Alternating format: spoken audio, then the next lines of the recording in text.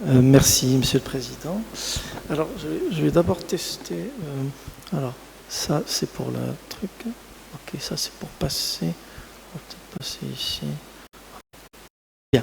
Alors, je remercie la PAT de m'avoir invité à ce congrès dans un cadre très, très agréable. Je remercie particulièrement Dr Tbaï, que j'apprécie énormément. Alors, il m'a donné un sujet, comme on dit, pas piquer des vers. Hein, j'ai concentré tous les cours que vous avez zappés à la faculté de médecine. Donc on va parler en fait beaucoup de physiopathologie, donc on va parler d'immunologie normale et anormale, auto-immunité pulmonaire, de la protection à la destruction alvéolaire. Alors qu'est-ce qui se passe au niveau du poumon? Alors ça va se faire selon le plan suivant. Alors j'ai fait un plan, sinon on ne s'en sortira pas. Alors après une introduction, on va parler de la protection, d'accord, le rôle de l'immunité, donc la protection du poumon.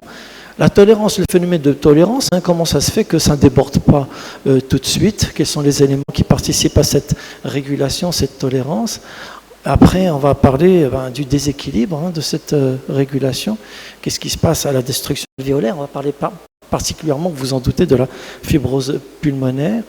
Et quels sont les traitements? Les traitements, vous les connaissez, mais il y a des traitements qui sont en cours de développement. On va en parler. Et puis avant de conclure. Alors, le rôle du système immunitaire, bien sûr, c'est la défense contre les pathogènes et les agressions extérieures. Vous avez la pollution, dont a parlé le professeur Housset et Deblé. Il y a bien sûr les virus, les bactéries, les moisissures. Alors, la dérégulation de ces phénomènes va entraîner une attaque des tissus sains. L'auto-immunité pulmonaire, c'est une inflammation chronique qui entraîne une destruction pulmonaire. Parfois, vous avez une destruction pulmonaire avec une inflammation qui passe inaperçue. La tolérance se fait par des mécanismes très complexes, des cellules, des molécules diverses, on va en parler. La rupture de la tolérance est due à une prédisposition génétique et puis une épigénétique également, avec participation de l'environnement et puis les traitements potentiels. C'est essentiellement les traitements anti-inflammatoires quand il y a une maladie inflammatoire qui est sous-jacente, ou bien carrément les antifibrosants. Et quid des cellules souches, on va en dire un petit mot. Alors l'immunité pulmonaire, l'appareil respiratoire, ce sont des interactions constantes avec des particules de l'environnement. Il y a une première filtration des particules par les voies aériennes supérieures, une élimination des grosses particules par l'éternuement et par le tapis mucociliaire, par la toux et l'évacuation par les voies aériennes supérieures. Le traitement des petites particules par les cellules trachéobronchiques, les toutes petites particules, se fait au niveau de l'épithélium et les cellules inflammatoires, les cellules d'immunité innées et adaptatives. Il y a une interaction avec les PRR qu'on va retrouver souvent dans cette communication. C'est les Pattern Recognition Receptors. Vous connaissez les Toll-like Receptors, mais ce n'est pas les seuls. Avec phagocytose et activation du système immunitaire inné, on va avoir une activation du système immunitaire adaptatif avec les cellules dendritiques, les lymphocytes T et les lymphocytes B. Et puis, les réactions du système adaptatif sont classées en fonction du type de cytokines qui sont sécrétées, les TH1, les TH2, les TH9 et surtout les TH17. L'activation, il existe des facteurs de transcription qui vont coder directement au niveau de l'ADN des cellules et qui vont activer, faire persister ou arrêter les réponses immunitaires. Alors ça, c'est un schéma, c'est le premier schéma. Vous avez en haut les premières défenses de l'épithélium, vous avez les défensimes, les lysosymes contre les bactéries et les virus, vous avez l'interféron de type 1 qui regroupe surtout l'interféron de type alpha-bêta et de classe 3 qui est surtout l'interféron de type gamma. Vous avez l'oxyde nitrique, ce sont les premières défenses contre les organismes. Et puis vous avez le mucus, le fluide périciliaire, les cellules ciliées, etc. Et après, vous avez une sécrétion de cytokines et de chimiokines.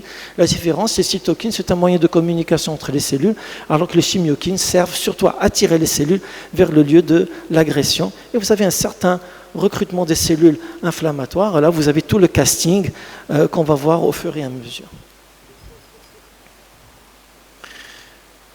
Là, nous avons donc la défense, donc l'immunité respiratoire innée et adaptative. Vous avez donc l'épithélium respiratoire, comme on l'a dit, c'est une barrière physique contre les antigènes.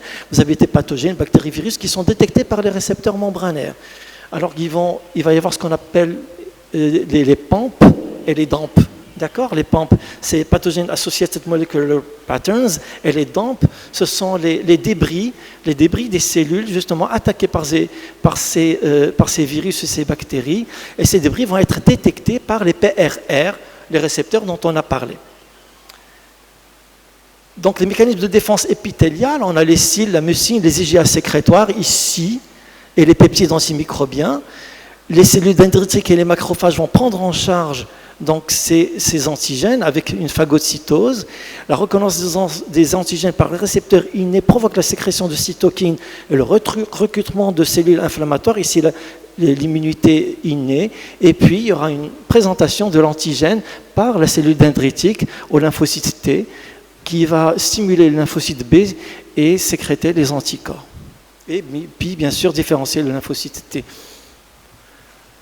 Alors, c'est un schéma global de cette immunité. Vous avez un autre d'un certain âge, une certaine prédisposition génétique avec un statut immunitaire. Vous avez l'environnement, le style de vie, une exposition environnementale, et puis vous avez un stimulus microbien, non microbien, pollution, etc.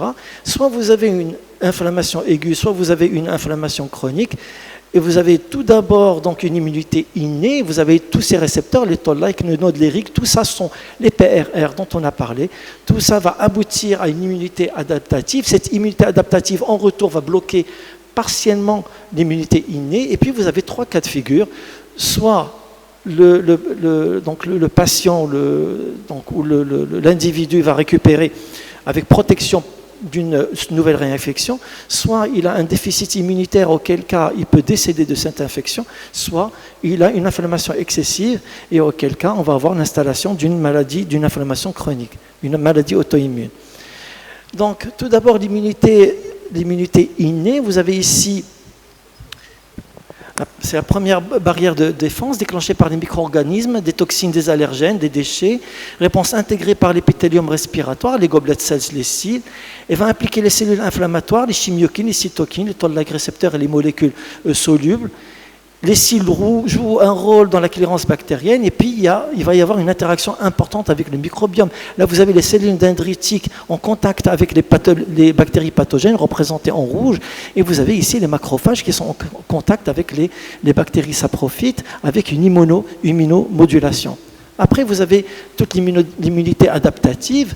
C'est une immunité cellulaire et humorale avec sécrétion d'anticorps, donc production d'anticorps. Elle dépend d'exposition aux agents exogènes, du microbiome et du micro-environnement. Les cellules dendritiques vont présenter l'antigène au lymphocyte T avec trois types de réactions principalement. Vous avez les TH1 qu'on voit surtout dans les granulomatoses, type interféron gamma, interleukine 2, TNF-alpha, GM-CSF, qui vont activer les macrophages, qui vont produire les IgG, les IgA, les IgM. Les IgG, vous savez, ce sont des anticorps mémoire. Les IgA sont des anticorps sécrétoires, puis les IgM sont des anticorps de première défense contre les virus et les bactéries. Et puis vous avez la réaction TH2 qu'on retrouve dans les asthmes éosinophiles, avec sécrétion d'interleukine 4, interleukine 5, interleukine 9, interleukine 17, 13, production d'IgG et IgE. Et puis vous avez les lymphocytes ROR gamma T+, qui vont produire l'interleukine 17A, l'interleukine 7F, 22 et 26. On les retrouve surtout ils sont activés en présence de bactéries et de champignons, et on les retrouve en excès dans des pathologies comme la sclérose en plaques, le psoriasis. Et bien entendu, vous avez une interaction avec le microbiome. Ces deux mécanismes ne sont pas indépendants. Vous avez une interaction. Ici, vous avez les cellules dendritiques qui vont présenter cet antigène aux lymphocytes T. Et puis en parallèle, vous avez les lymphocytes B qui vont capturer des débris bactériens, soit du microbiote saprophyte, soit des déchets bactériens pathogènes, et ils vont produire des anticorps. On n'oublie pas, il ne faut pas oublier bien sûr que les lymphocytes B, en plus d'être des producteurs d'anticorps, sont aussi des phagocytes. Un élément très important, c'est un facteur de transcription. Le principal, c'est le facteur nucléaire, KB. C'est un facteur de transcription, régulateur de la réponse immunitaire, de l'inflammation, de la survie cellulaire et de la prolifération. il va activer l'expression de gènes codant pour les cytokines pro-inflammatoires, des chimiokines et des enzymes inflammatoires. Il peut coder aussi pour les cytokines anti-inflammatoires. Il va aller directement au niveau de l'ADN des cellules inflammatoires et même des cellules épithéliales. Il va coder pour la sécrétion de cytokines. Il est activé en réponse au stress cellulaire, comme les dommages à l'ADN, le stress oxydatif, les infections. Et il est activé surtout par les toll-like récepteurs. Il y a plusieurs voies, vous voyez, d'activation de donc NFKB, vous avez les voies de la toll-like receptors type 4, avec sécrétion, avec donc activation des LPS, les lipopolysaccharides. Vous avez la voie des DAMP et des PAMP, et donc les PRR. Vous avez la voie MAP kinase, et puis vous avez la voie JAK. Et là, vous voyez que ce facteur nucléaire de transcription, il est souvent lié à un inhibiteur. Cet inhibiteur va être phosphorylé pour libérer justement ce facteur de transcription qui va aller au niveau des noyaux et activer les cytokines qui vont attirer d'autres cellules inflammatoires. On va passer à l'immunité adaptative. Vous avez donc on va voir l'interaction entre les lymphocytes T et la cellule dendritique. Vous avez une mobilisation des lymphocytes T après contact avec une cellule dendritique ou un lymphocyte B qui est également phagocyte. Ils vont présenter un antigène digéré. Il y a une molécule CMH. Les cytokines vont stimuler les cellules T matures. Vous avez le complexe MHC qui va activer le récepteur de la cellule T. La cellule T sécrète les cytokines. Vous allez avoir donc une stimulation de plus de croissance, de la croissance de plus de lymphocytes T, avec deux types de lymphocytes T. Vous avez les lymphocytes T CD8+, des CD8 qui sont cytotoxiques, qui vont libérer ce qu'on appelle les perforines et les granzymes, qui vont détruire les cellules anormales. Et puis vous avez les cellules T helper, on les appelle helper parce que justement, ils stimulent d'autres cellules, ils vont les aider justement à combattre les pathogènes. On a aussi une interaction entre le lymphocyte T, une fois qu'il a été stimulé, c'est devenu un lymphocyte T helper, il va interagir avec le macrophage, quand le macrophage a phagocyté une bactérie. Donc il va y avoir un contact d'un lymphocyte Th1-CD4 spécifique d'une bactérie avec un macrophage infecté. Le Th1 va sécréter de l'interféron gamma, exprimer le ligand CD40 et puis activer ce macrophage. Après, le macrophage activé va augmenter l'expression des CD40 et des récepteurs TNF, sécréter le TNF-alpha, ce TNF-alpha qui va aller directement sur les récepteurs TNF du macrophage lui-même. Les TNF-alpha et l'interféron gamma vont stimuler l'action du macrophage avec production de monoxyde d'azote et de radicaux libres. Ils vont activer à leur tour des CD4, donc grâce aux molécules B7 et MHC2. Ça, c'est dans le cas donc, d'une infection momentanée où les bactéries vont être éliminées. Et là, ce sont toutes les interactions entre la lymphocyte T et les macrophages. Première interaction, vous avez production d'interféron gamma, de CD40 ligands qui vont activer les macrophages pour digérer les bactéries. Vous avez le FAS ligand et TNF-bêta qui va détruire les macrophages qui sont infectés pour libérer les bactéries qui vont être phagocytées par d'autres macrophages. Vous avez les interleukines 2 qui vont être sécrétées pour libérer d'autres lymphocytes, prolifération d'autres lymphocytes. Vous avez l'IL3 et le GM-CSF qui va stimuler d'autres macrophages pour aller sur le site de l'infection. Vous avez les TNF-alpha et TNF-bêta qui vont entraîner la diapédèse des macrophages à travers la membrane vasculaire pour aller au niveau du lieu de l'infection. Et puis, vous avez le MCP1 qui est un facteur chimiotactique spécifique du monocyte qui va attirer d'autres macrophages au niveau du lieu de l'infection. Et puis, quand le macrophage n'arrive pas à se libérer de ces bactéries, quand il y a une infection plus ou moins chronique, comme on voit dans les mycobactéries, dans la tuberculose, et puis là, vous avez des bactéries qui ne sont pas inhibées, vont former un granulome. Alors, le granulome est constitué de quoi? Vous avez des macrophages infectés qui vont se transformer en cellules épithélioïdes. Les cellules épithélioïdes vont fusionner pour donner donc des cellules géantes. Il va y avoir de la nécrose caséeuse qui est due à l'éclatement de ces macrophages. Tout autour, vous avez les lymphocytes T et B qui vont monter la garde. Autour des lymphocytes, vous avez une couronne de fibroblastes qui vont protéger ce granulome. Et puis vous avez donc un granulome, comme on voit, épithélio-gigantocellulaire, comme on voit dans les tuberculoses.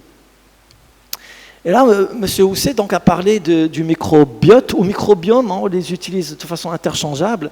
Et là, vous avez la comparaison entre un microbiote sain et un microbiote qui est pathologique. Là, vous avez une homéostase, vous voyez une densité microbienne qui est basse, avec une grande diversité et une majorité de bactéries saprophytes au niveau des intestins. Et là, vous voyez un équilibre immunitaire. De l'autre côté, vous avez une inflammation avec une dysbiose et vous avez une grande densité, une haute densité microbienne avec une diversité qui est basse. Ce sont des situations qu'on peut voir par exemple dans les infections SARS-CoV-2, des pneumonies et les tuberculoses, et vous avez un déséquilibre immunitaire.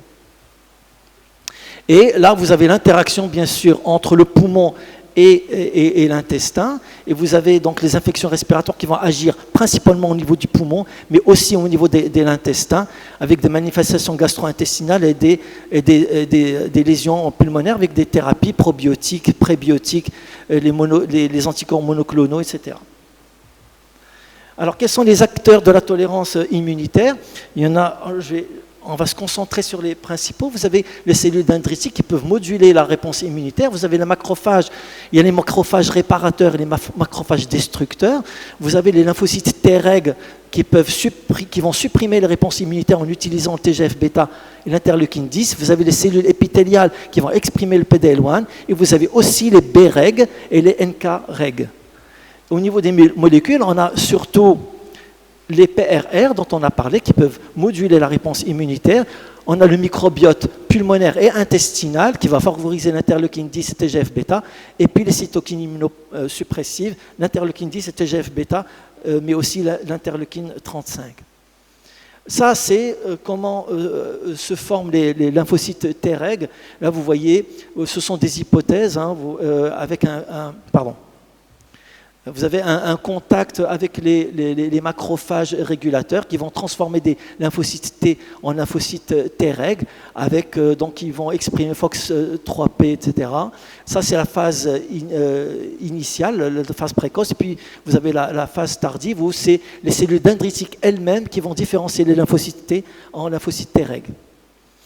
Là, pour résumer un petit peu ce qu'on vient de dire, on va prendre l'exemple d'une infection virale. Vous avez la première détection du virus, reconnaissance des PAMP et des DAMP par les PRR, des macrophages, des cellules, des CD, des mastocytes, une signalisation avec activation des voies pro-inflammatoires, le NFKB qu'on a vu, production de cytokines, recrutement des cellules inflammatoires avec production de chimiokines, élimination du virus par phagocytose, stimulation des cellules par interféron, action des cellules NK avec immunité adaptative également par l'intermédiaire des cellules dendritiques, et puis une résolution avec sécrétion des cytokines anti-inflammatoires, l'interleukine 10, TGF-bêta, apoptose des cellules inflammatoires et réparation cellulaire par les facteurs de croissance. Quelles sont les causes de la rupture de cette tolérance? Prédisposition génétique, des dysfonctions des Treg, activation aberrante des cellules dendritiques, exposition des agents environnementaux, différentes infections respiratoires, altération de la barrière épithéliale, dysrégulation des NFKB, déséquilibre des cytokines et puis déséquilibre surtout du microbiote pulmonaire. Tout ça peut favoriser une rupture de la tolérance. Ça, c'est un schéma qu'on a vu ce matin. Vous avez à gauche, ça c'est la physiopathologie un petit peu de la fibrose pulmonaire. Vous avez à gauche le poumon normal. À droite, vous avez toutes ces voies justement toutes ces voies de fibrogénèse. Vous avez la mutation de la dyspnoplaquine, la mutation de WNT avec donc des facteurs favorisants environnementaux, l'âge, le tabac, etc. Et puis tous ces facteurs de fibrose et qui vont donner un dépôt de la matrice extracellulaire, une différenciation des fibroblastes en myofibroblastes. Alors, quelles sont les cellules innées ou adaptatives qui vont favoriser la fibrose? Vous avez les macrophages qui vont favoriser la fibrose. Ils peuvent aussi détruire la matrice extracellulaire ou la favoriser. La même chose pour les neutrophiles. Ici, les TH2 vont favoriser la fibrose. Les Treg vont soit la favoriser, soit l'inhiber. Et vous avez les TH22, TH1 qui vont inhiber la fibrose pulmonaire. Là, c'est une étude qui va montrer justement la diminution des Treg au niveau de la fibrose pulmonaire idiopathique avec l'augmentation des interleukines, des cytokines TH2 des TH1 et des cytokines TH2 qui prouvent justement que les Tregs ne fonctionnent pas. Là, ce sont des modèles un petit peu, c'est la connectivité. Pardon, j'ai du mal à voir. Alors, vous avez on va voir 3 modèles, la connectivite, la vascularite et la granulomatose. Vous avez toutes les étapes de la connectivite avec formation par l'intermédiaire, donc une prédisposition génétique des facteurs environnementaux, formation d'auto-anticorps avec un passage systémique, et puis en gris, c'est le passage au stade clinique avec formation de synovites. Et le poumon n'est pas en reste, comme vous le savez. 10% des patients vont développer des manifestations pulmonaires avant les manifestations respiratoires, avant les manifestations articulaires. Ça, c'est un modèle de vascularite. Là, la même chose, vous avez une infection à staphylocoque qui va stimuler les cellules dendritiques, qui va former par l'intermédiaire des lymphocytes T, donc les interleukines 17, qui vont exciter les macrophages. Il va y avoir un priming des protéinases 3 qui vont être captées par les anticorps, donc les ANCA, qui vont détruire la membrane endothéliale et inhibition des lymphocytes Treg. Là, pareil, c'est la granulomatose sarcoïdienne. Là, vous connaissez un petit peu les mécanismes. Il y a juste la nouveauté, c'est qu'il y a une nouvelle entité qui s'appelle les protéines sérum amyloïdes qui font partie justement de la formation de ce granulome sarcoïdosique. Là, c'est un schéma global. En haut, vous avez toute l'inflammation, les connectivites, la vascularite qui vont vous donner une inflammation. Cette inflammation peut être toujours réversible, former quelques foyers de fibrose, mais toujours réversible sous traitement immunosuppresseur. Mais à un certain moment, la deuxième phase, vous avez une fibrose auto-entretenue et où les traitements immunosuppresseurs ne servent plus à rien. Ça, c'est juste pour vous rappeler qu'il faut toujours une DMD, d'accord, avant de prendre une décision. Là, c'est tous les traitements, vous avez immunosuppresseurs en phase précoce des connectivites et vascularites, et puis en phase tardive, c'est les antifibrosants. Ça, c'est l'action d'une antédamide perfénidone, on l'a vu ce matin. Ça, c'est les études concernant l'OFEV et la pyrphénidone, on les a vues ce matin aussi. Alors ça, c'est mon avant-dernière diapo, c'est concernant toutes les voies de recherche. En 1, vous avez le tréprostiné. Le tréprostiné n'a pas d'indication dans la fibrose pulmonaire, sauf dans l'hypertension pulmonaire par voie inhalée. Là, la voie de la pentraxine 2, elle agit sur les macrophages. Elle va transformer de macrophages destructeurs à macrophages réparateurs. La pentraxine 2 est prometteuse en phase 2, malheureusement très décevante en phase 3.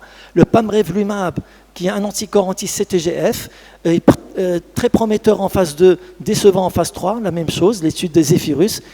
L'anti-autotaxine, pareil, en phase 2, il était bien, et en phase 3, il n'est pas efficace. Par contre, la grande vedette, c'est le nérandomilast, un anti-PDE4 qui permet de stabiliser la capacité vitale forcée, même en phase 3, et l'étude Fibronir est toujours en cours.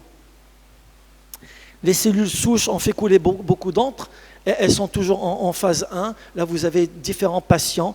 Parfois, alors c'est une infusion endobronchique de fraction vasculaire des cellules stromales dérivées de l'adipocyte. Et là, une petite amélioration de capacité vitale, du test de marche de 6 minutes, de la DLCO et puis du Saint-Georges pour certains patients.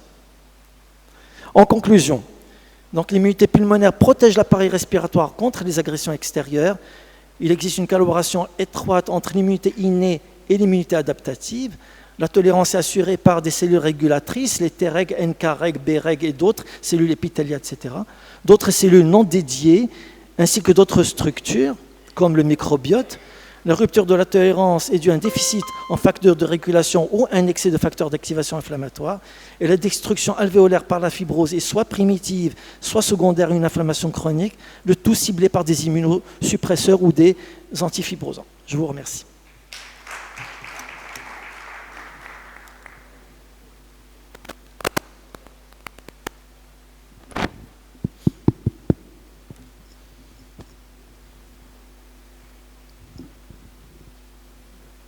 Merci, professeur Bengelloune, pour cette excellente conférence qui va certainement susciter des questions dans la salle.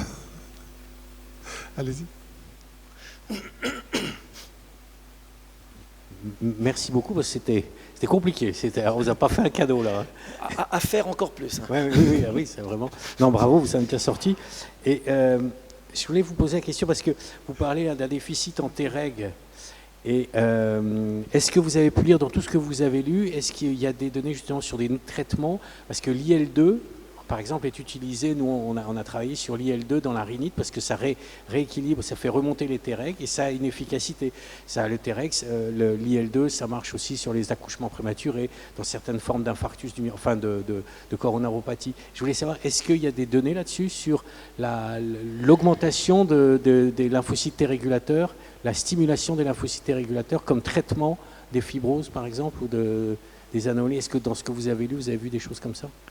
Actuellement, alors s'il y a des études, elles sont vraiment à l'état animal. Il y a rien. Au niveau clinique, il n'y a absolument rien.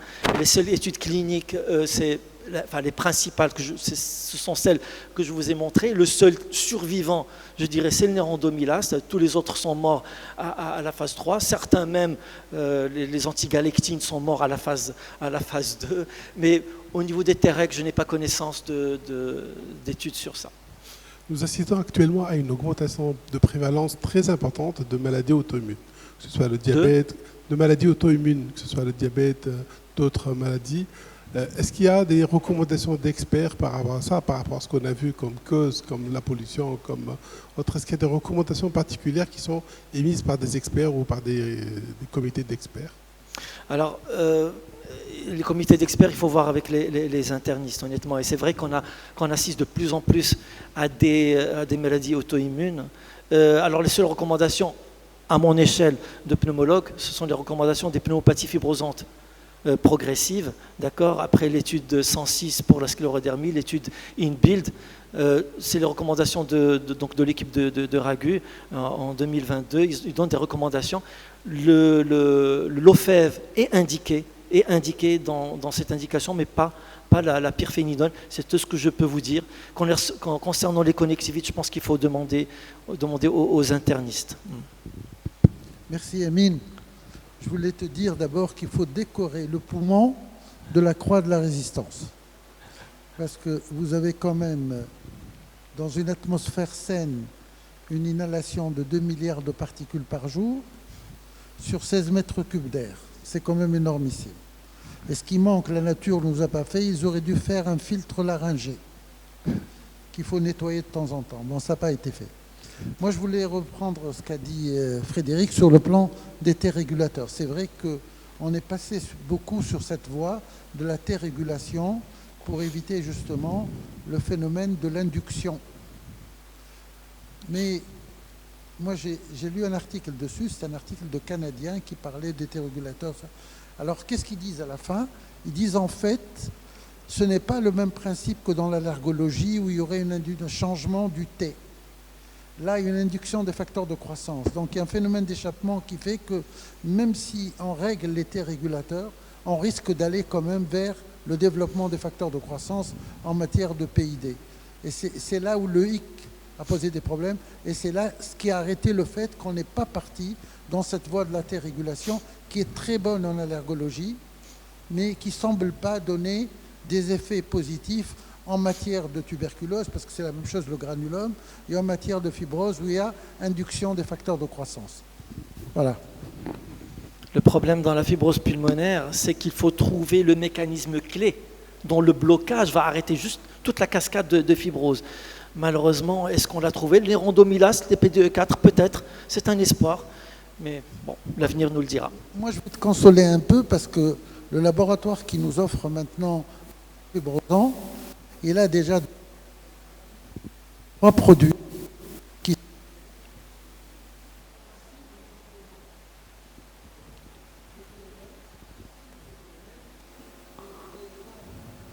commerciaux, il vaut mieux toujours épuiser. Je disais que le laboratoire a déjà dans son pipeline, de leur bouche, 3 ou 4 produits qui sont meilleurs, qui ont une action meilleure, une action ciblée, mais comme toujours, on ne peut sortir la lévofloxacine que si on a épuisé le floxacine. Donc on attend d'épuiser, si vous voulez, en quelque sorte, le produit pour sortir les autres. Mais je pense que c'est une voie pour la fibrose, les produits qui vont venir vont être beaucoup plus performants d'après leur dire. Mais rien n'a été encore démontré sur le plan pharmacologique. Merci, professeur Mjloul, pour cette excellente présentation.